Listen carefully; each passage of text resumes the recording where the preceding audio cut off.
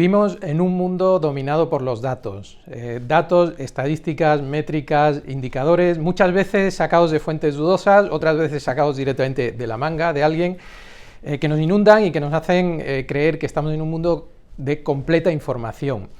Soy Antonio Flores y hoy me gustaría hablarte de cómo los datos muchas veces no son representativos de ninguna información.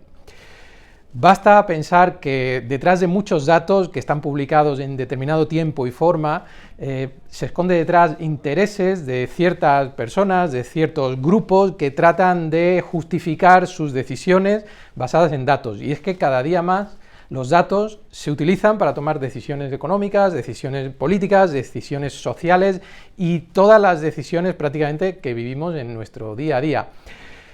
Hay determinadas circunstancias donde debemos ser ciertamente críticos con esos datos. Se me viene a la mente, por ejemplo, la red X, Twitter. Qué curioso que cuando hay algún tema de política, de repente se convierte en un trending topic, y eso parece, pues da la sensación a todo el que lo ve, incluso a quienes desde los medios sacamos titulares, que es que eso es un tema de urgente necesidad, de máxima audiencia, de máximo interés entre toda la población. Muchas veces lo que ocurre es que detrás de esos hashtags, de esas palabras clave, hay determinados grupos, determinadas personas o incluso determinados bots, determinadas máquinas que están financiados por los partidos políticos que disponen de unos presupuestos bastante holgados. De hecho, recuerda que el dinero de los partidos políticos sale de tu bolsillo y del mío. Pues ese dinero se utiliza para pagar determinados grupos que se dedican a generar ese ruido y ese interés, ya sea para hablar bien de ellos o para hablar mal del contrario, en las redes sociales. Esto no significa que sea un tema de máximo interés, significa que hay grupos pagados que están haciendo muchos tweets falsos y que eso la red lo posiciona como si fuera de máximo interés. Es un ejemplo de un dato manipulado.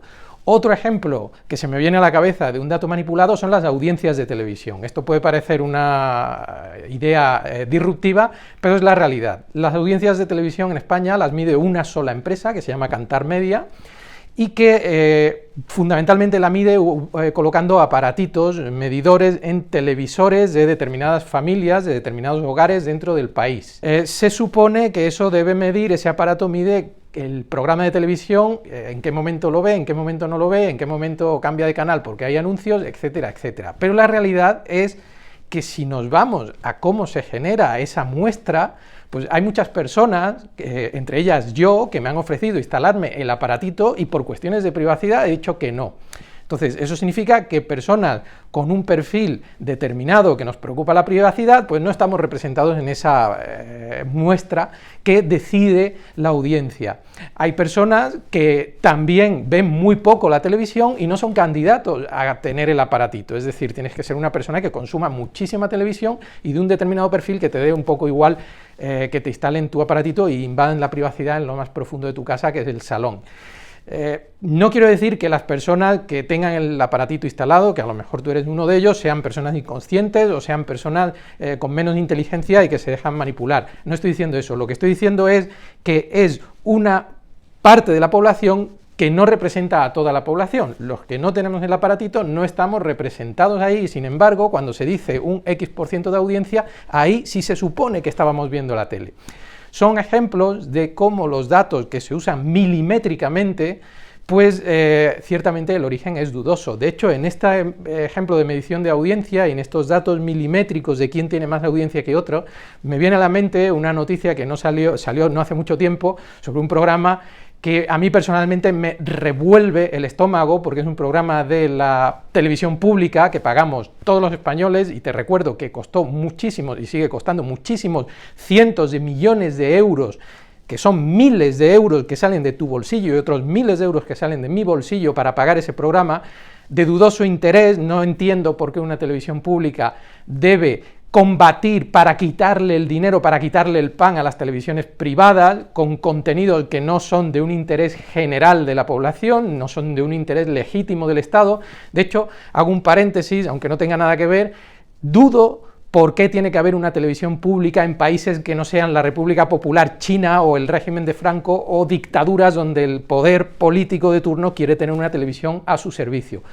Dudo por qué tiene que haber una televisión pública en países democráticos, pagados con nuestros impuestos que podrían ir a otros fondos o a otros fines mucho más interesantes en cuestión social y cultural. Pero bueno, eso es otro debate. Volviendo a la cuestión de las audiencias, pues como vemos muchas veces están manipuladas por el origen, sea intencionadamente o sea por sesgo de la propia forma en la que se mide. La cuestión, volviendo al tema de los datos, es que creer a pies juntillas cuando nos dicen estos son datos es ser muy vulnerables. Hay que hacer memoria y hay que recordar que hay un régimen que todo el mundo conoce, que es el régimen de los años 30 de Adolf Hitler en Alemania, donde se utilizó muy bien ese concepto de los datos, de publicar datos, de dar datos para convencer a la población, y todos sabemos cómo acabó esa población convencida y lo que se hizo en los años 40 y lo que llevó a la Segunda Guerra Mundial. Por lo tanto, hoy me gustaría preguntarte, ¿crees a pies juntillas en los datos o crees que todavía tienes cierto espíritu crítico para preguntarte cuáles son las fuentes de esos datos, cuál es el interés por el que se están publicando esos datos, quién está publicando esos datos y para qué se están dejando publicados esos datos ahí? Espero que te sirva de reflexión.